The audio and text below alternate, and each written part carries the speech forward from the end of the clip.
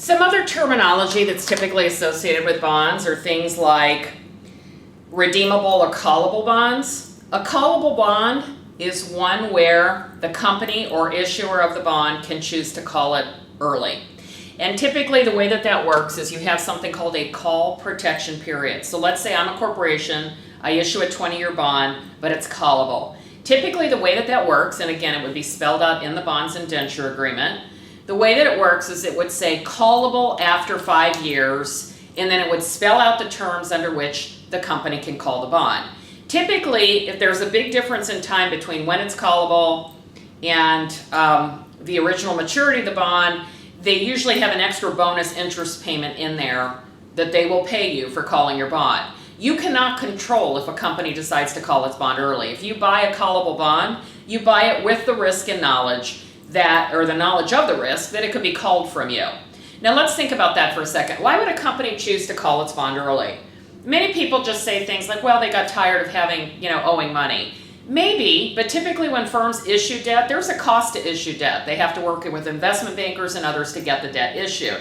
So it's not something you're going to take very lightly. You usually think about it and you denominate the bond in a term, a maturity, that's going to make sense for you to use that money, like 20 years. We want to have access to these funds for 20 years. So why might you call the bond before then? Well, typically that has to do with interest rates. So let's say at the time I issued my bond, the going rate of interest that I had to pay on a 20-year security was something like 8%. Let's say in the meantime, interest rates have come down. And that's in fact what we've seen. Certainly since the early, probably 2000s, there's been a trend downward with interest rates. I mean, there's times when it blips up a little bit, but on the whole, interest rates are a lot lower than they used to be, for instance, in the 1980s. So when interest rates are lower, if I had a bond that I'd issued 5 or 6 years ago at 8%, and all of a sudden comparable rates on debts of, let's say, similar maturity and quality are 4%, I'm not going to keep paying the 8% if I can say, hey, I can get this money for 4%. Why would I keep paying 8%? So what I'm going to typically do as a company, and Webster University has done this itself with its own bonds as interest rates dropped in the early and mid-2000s. Well, I guess we're not to the mid-2000s yet, but in the early, first decade of the 21st century. What happens is you will usually issue a new bond series at the new lower rate of interest, and then use the proceeds from that to call back your existing bond series. And so companies analyze, how much will we pay? What about the extra interest payment we have to make? Does it make sense to go ahead and call it? And if the net savings is such that it makes sense to issue a new bond, even with all the new issue fees and investment banker fees and such, they go for it. When Webster last did this, we saved in the 6 figures on interest. And so it makes a lot of sense for firms to look at their bond issues, particularly in periods of declining interest rates, if they've got a callable issue, and to call it. Government securities are nearly all callable. In fact, government securities, when they quote their yields, they don't quote yield to maturity, they quote yield to call, because they assume that they will be called. Now, that doesn't always happen, but that's how they typically quote their rates. And you have to look carefully when you're looking at bond rates and such to see, is it a yield to maturity that they're quoting or a yield to call? And we're going to show how to calculate both of those. But in any event, that's a little bit about callable bonds. So if interest rates drop, a company may choose to call their bonds. It isn't just because they've got money sitting around and decided, oh, hey, let's just buy back our bonds. That's not usually the driver.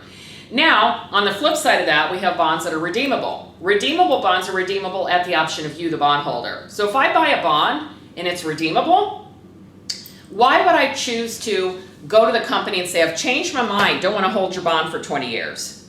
Because interest rates have gone up. And I'm saying, oh man, bought this stupid bond 3 years ago paying 4% when interest was low, and look what's happened. Now interest rates are 9%, I could have gotten more. Well, guess what? If I have a redeemable bond, it's totally up to me. It's my option to go to that company and say, I want to be bought out. And so why would people buy these? Well, it gives the company more flexibility on callability, and it gives the individual investor more flexibility on redeemable. Now, is there a cost to that? Sure there is. One of the key principles of finance, no such thing as a free lunch. So if I have 2 bonds, equal in every way in terms of risk, in terms of time, in terms of everything else, one's callable, one's not, typically the callable bond is going to pay slightly less. Why? Because it's riskier for the investor. It might get called away from them. And typically if it does get called away, it's at a time they don't want it to get called away because interest rates have dropped. and they want to keep earning what they're earning.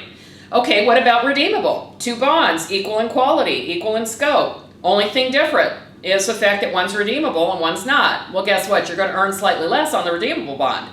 Why? Because you've got options and flexibility that the other person doesn't have, and options and flexibility don't come free.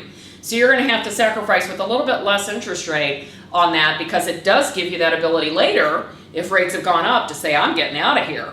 Give me my money back. Okay, so that's a little bit about redeemable and callable bonds.